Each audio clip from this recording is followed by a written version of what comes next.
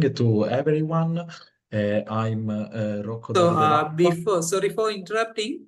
So before that, I kindly request Pfizer to stop your screen. Now I think Rocco, David, you can share your screen, right?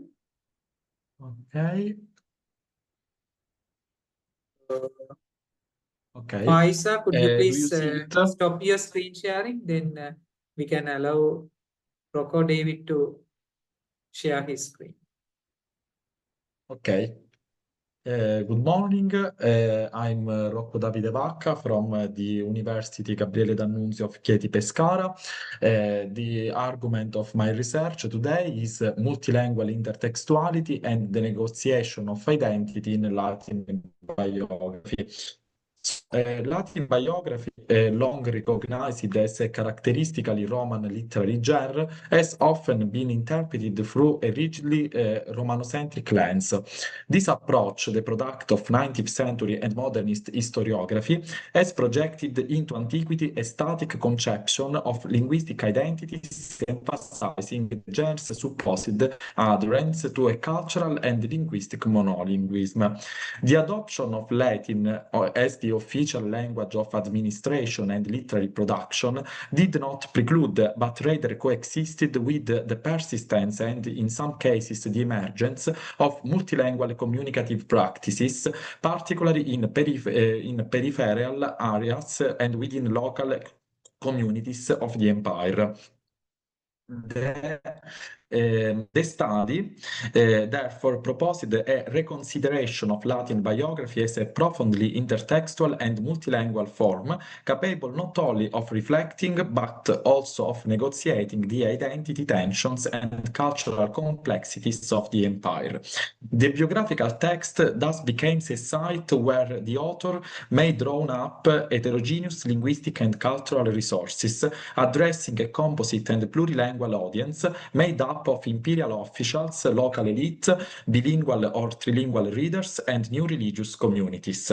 The analysis of canonical imperial biographies such as Suetonius' Vita Divi Augusti or the Adriani, the Vita Adriani of the Historia Augusta in juxtaposition with the study of lesser-known provincial texts such as Pontius Vita Cipriani or De Passio Perpetua et Felicitatis reveals that the inclusion of non-Latin linguistic elements, Grecismis, Semitismis, Celtismis, was not the outcome of a mere osmotic process, but rather the result of a deliberate rhetorical strategy.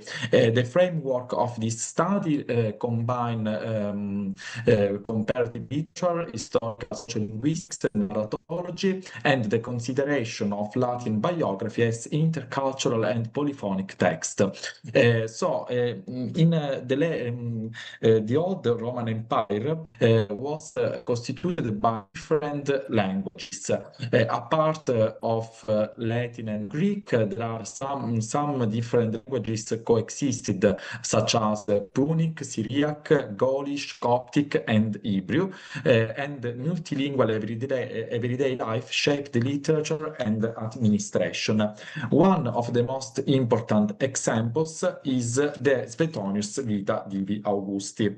Suetonius does not, which is an author of the Roman Empire of the first century, does not confine himself to narration in pure classical Latin, but allows in several passages the influence of Greek culture to come through, particularly through references to Greek figures and institutions, as well as to Augustus' Hellenic education.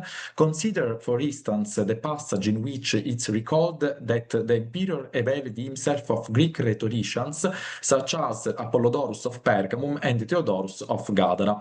In this passage, the decision to include these references reveals an openness towards a cultivated and at least partially bilingual readership. Even if Suetonius refrains from employing Greek technical terminology, his work nevertheless reflects a cultural context in which Greek was the language of philosophy, advanced education, and international communication. The representation of Augustus as a man of learning, educated also in Hellenic tradition, definitions underscores the importance of bilingualism as a distinctive feature of the intellectual and political elites of the period. In contrast, Vita Adriani of the Historia Augusta articulates an explicit and manifest Philhellenism. The emperor is an active participant in the Eleusinia Sacra, the celebrated Eleusinian mysteries, guardians of an ancient Greek religious and initiatory traditions, as we read in this passage. In this passage, the description goes beyond mere historical fact.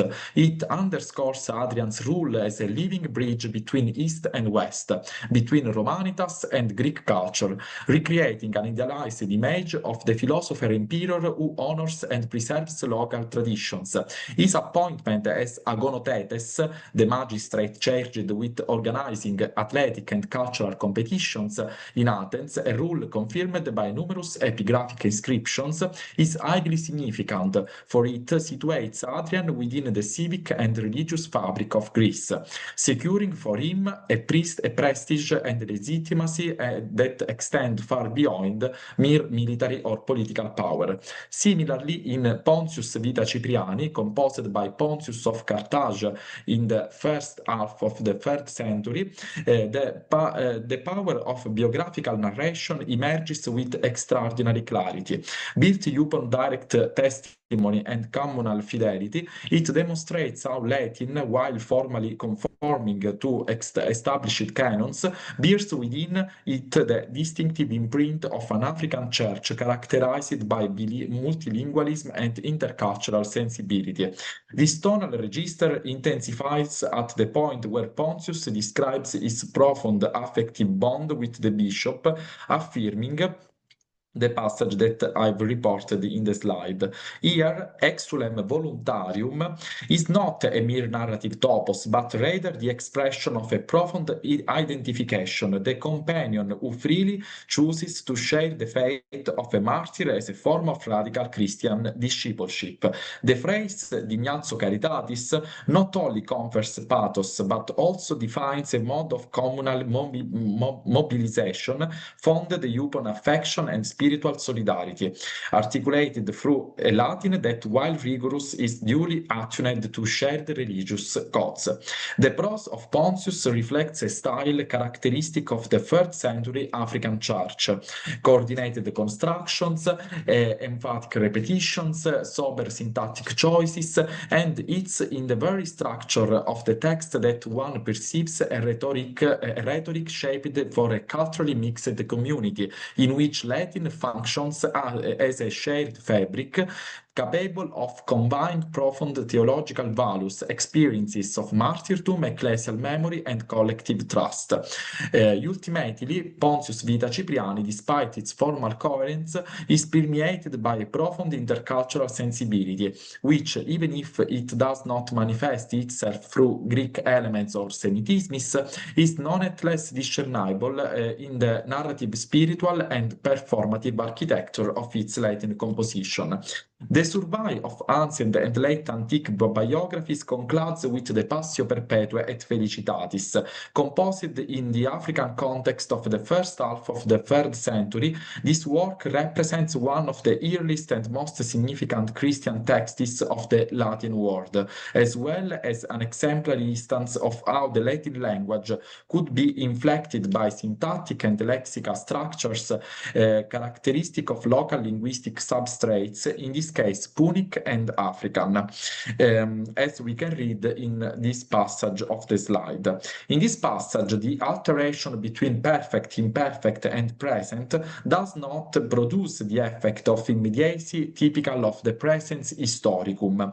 Rather, it constructs a more introspective narrative in which the protagonist reworks her spiritual experience with lucidity.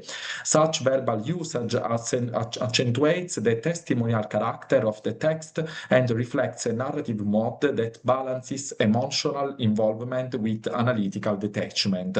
From a syntactic perspective, one observes the frequent use of coordinated constructions and the marked recurrence of the conjunction et, at times placed anomalously or repeated, suggesting a discursive organization shaped by the influence of orality. These syntactic features may be interpreted as a possible calques from Punic, the Semitic language spoken in North Africa, and more broadly as evidence of a structural multilingualism within African church literary production, as has been demonstrated by the studies of Adams and Calbury that I've cited in the references. So the narrative engages with multiple traditions, rhetorical, religious, linguistic, and constructs models of sanctity and martyrdom capable of transcending geographical, cultural, and linguistic boundaries, addressing a composite and plurilingual audience. The analysis conducted on the four vitae examined in the course of this study, Vita Divi Augusti, Vita Adriani, Vita Cipriani, and Passio Perpetua et Felicitatis, has made it possible to reinterpret the genre of Latin biography in a radically new light, no longer to be regarded as monolithic expression of a normative and centralized Romanitas, but rather as a dynamic, permeable, and profoundly intersectional textual space in which there are used some strategies such as the use of Grecismis, Semitismis, Celtismis, parataxis repetition, and symbolism and allegory. The methods used is the comparative textual studies, sociolinguistic analysis, and narratological interpretations. In the end of this study, the findings are the consideration of Latin biography as a medium between center and periphery, and the fact that this biography reflects hybridity and the negotiation of belonging.